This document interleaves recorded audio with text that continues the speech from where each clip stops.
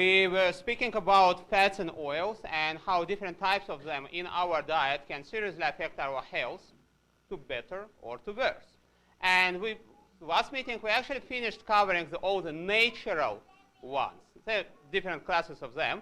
Today, we will speak about the non-natural ones, which are also unfortunately present in the diet of modern people. I speak about the class which is named, unfortunately it's still not on the slide, I was waiting for this, the class which is named hydrogenated oils. You can see that was a third row in our table, and we can go to zoom in into this third row, so you can see now more about this. And that's what we'll cover now. So what is hydrogenated fats and oils? Pretty much they take some kinds of vegetable oil, usually the cheapest one, because nobody takes like olive oil for that. Usually the cheapest one, like rapeseed oil or something. They heat it with some hydrogen to saturate the molecule of it with hydrogen, and it solidifies. It becomes solid. And they can be that saturation with hydrogen can be done to different extent. And if the saturation is partial, what is forming is a partially hydrogenated oils, and another name of them is a trans fats. You probably heard that name. Then it's notorious class of fats because pretty much the partially hydrogenated oils is very unnatural shape of molecule, and your body does not even know much like what to do with that molecule. And if you burn it for energy right away, that's okay. But if it stays in your tissues for a long time, it causes chronic inflammation, which causes lots of different problems. And the connection of trans fats with blood vessels disease and heart disease was so dramatic and so obvious that it became very obvious for medical communities. Several years ago, I believe like 3 or 4 years ago, in America, trans fats were actually prohibited to use in food in general. In some other countries, it's still allowed, but in the US, it's prohibited to use specifically trans fats in manufacturing of food. But the industry goes still other way, because you cannot partially, but you can fully hydrogenate. Oil, and it will become more solidified. It's not particularly that dangerous as trans fat, but it's also not the healthy kind. The most solidified form will be stearic acid. If you like chemistry, I will tell you stearic acid. That's pretty much a compound of which are made the candles or soap bars. Very hard, which means also very brittle. And as you remember, fats are not only the fuel, it's also the construction material in your body. The cell membranes are made of them. So if those very hard and brittle molecules become part of your cell membranes, that brittleness is brought into your tissues.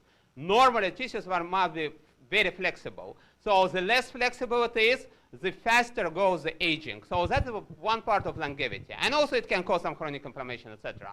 So another way what industry can do with those fully hydrogenated fats, well, now the partially hydrogenated are not allowed. The fully hydrogenated are too solid, too hard, which probably is not very yummy in many cases. So they can there's some certain chemical technology which is named intensification, where they swap parts of molecules between these guys and some vegetable oil to shift parts of molecules to make it more softer, to change the texture. And again, it's not trans fats, technically speaking, but again, it comes to that territory of somehow not natural shape of molecules, and with all bad consequences of that. Well, why it is made? First, I know at least 3 reasons why the industry does do it. First, it is very cheap. As I mentioned, nobody takes olive oil or avocado oil or fish oil for that stuff. They take the cheapest possible thing, but they make certain technological process to improve the taste and texture of it.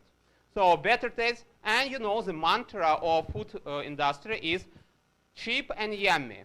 So that's the way. That's good for business. Not good for your body, but that's good for business. And The second thing is very connected probably to it, also good for business, is that the food prepared with artificially hydrogenated oils does not spoil quickly. It stays unspoiled for a longer time, probably because bacteria don't want to eat this junk also. And it doesn't just stay not spoiled, it also can retain its flavor and its taste for a longer time. And that's definitely good for business because that increases the shelf life in the supermarket. The thing which should stay for several days only, now it can be done in a way that it will stay for months and months.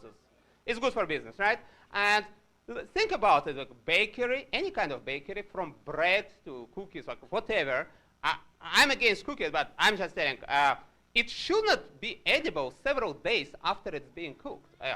It should be at least already not delicious. If you see it in the supermarket and it's written expires in September 2024, what does it mean? It means that at least like one of the reasons is this. Probably there is some other chemical additives to preserve it during so long time. And all crackers and chips and cookies, all kind of a prepared food in supermarkets will contain some kind of chemical additives. And if it is done with fat, it will use this kind of fat because that will allow it to stay delicious for a longer time.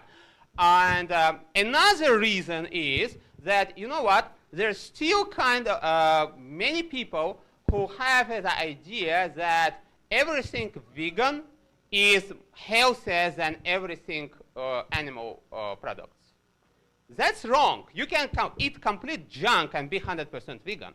That's wrong. But there are still many people who prefer even artificial, ultra-processed vegan food to natural whole food animal produce. And business, of course, will meet those needs of those people. And you know what? You can go to supermarkets and most probably you can see it's written vegan butter. Yes, or all kinds, all things, they can carry many different names. So margarines, shortening, like butter spreads or something, which is not butter. If it is not butter, it is vegan, but it looks like butter, it tastes like butter, etc. It's most probably this thing. Or meat, which is not really meat, but it's synthetic, which is usually made with soybeans, and again, this kind of stuff, and some other chemical additives to make it taste better, etc. Ultra-processed food is one of the biggest problems of modern supermarkets, modern kitchen, and modern people. So my suggestion is go with natural whole foods. If you are vegan, cool. There are lots of real vegetables, fruits, nuts, and seeds to provide everything needed for your body. If you really want butter, meat, etc., it means that you are not vegan. Go with good quality natural product. Do not take that mock-up synthetic stuff. Ultra-processed food is always worse than natural whole food. Be healthy. May God bless you.